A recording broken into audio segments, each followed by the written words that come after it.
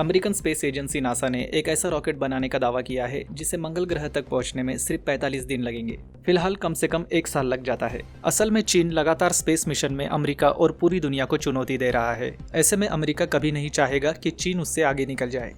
NASA ने planning कर ली है कि वो परमाणु ईंधन से उड़ने वाला रॉकेट बनाएगा जो सिर्फ 45 दिनों में स्पेसक्राफ्ट या फिर इंसान को मंगल ग्रह तक पहुंचा देगा।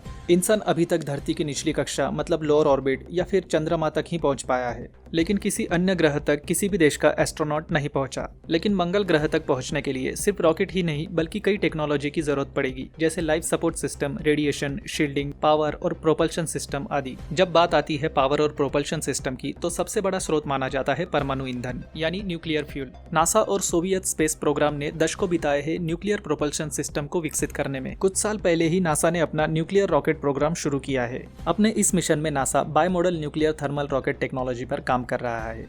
Bye model nuclear thermal rocket में 2 सिस्टम है। पहला है न्यूक्लियर थर्मल प्रोग्राम और दूसरा है न्यूक्लियर इलेक्ट्रिक प्रोग्राम। ये दोनों प्रोग्राम ऐसे हैं जो फिलहाल की गणित के अनुसार धरती से मंगल की दूरी 100 दिन में पूरा कर लेंगे, लेकिन भविष्य में इसे कम करके 45 दिन किया जा सकता है। नासा ने इस साल के लिए एक नया प्रोग्राम शुरू किया है जिसका नाम है नासा इनोवेटिव एडवांस कंसेप्ट्स।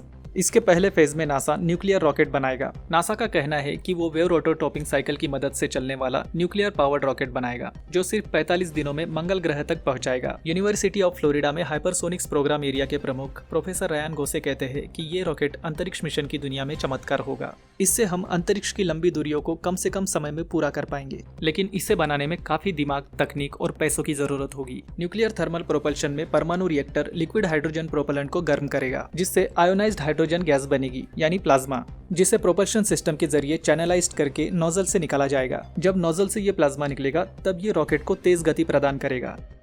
अमेरिकी एयरफोर्स और एटॉमिक एनर्जी कमीशन ने 1955 में पहली बार प्रोजेक्ट रोवर के समय इस तरह के प्रोपल्शन सिस्टम को बनाने का प्रयास किया था।